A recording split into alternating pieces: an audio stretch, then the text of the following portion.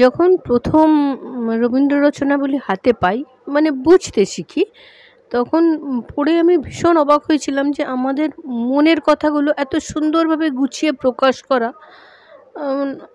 প্রত্যেকটা কথাই তো মনে হচ্ছে মনের কথা, কিন্তু যেন প্রকাশ করতে পারতাম না।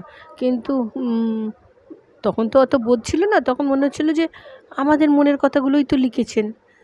তখন তো কবির ব্যাপ্তি কোনো ধারণা ছিল না। যেমন যেমন বয়স বাড়লো, অভিজ্ঞতা বাড়লো, ভাবি যে রবীন্দ্রনাথ আমাদের সবসময় সর্বকালের সঙ্গী। সুখ দুঃখ, আনন্দ বেদনা, প্রত্যেকটা ঋতু, জীবনের প্রত্যেকটা উত্তরণ বা পতন সবই বলতে পারেন। খারাপ সময়, ভালো সময়, সব সময় আপনি রবীন্দ্রনাথকে পাশে পাবেন। একটা রবীন্দ্র রচনাবলী একটা হাতে থাকলে যেন মনে হয় মনে জোর আসে।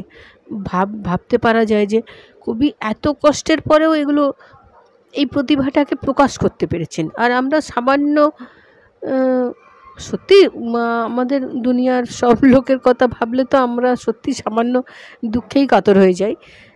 অবশ্যই যার যার কষ্ট তার তার কাছে বিশাল, তবু আমি রবীন্দ্রনাথের কথা ভাবি বসে বসে যে উনি এত কষ্টের পরেও এই প্রতিভার প্রকাশগুলো ঘটাতেন কীভাবে।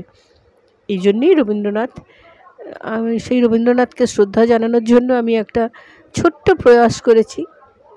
বন্ধুরা, ভুল ত্রুটি হলে মাফ করো, কিন্তু আমার মনের কথাই জানালাম।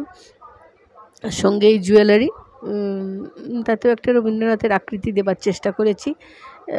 আমার চোখে যেমনই লাগুক আপনারা বলুন কেমন হয়েছে।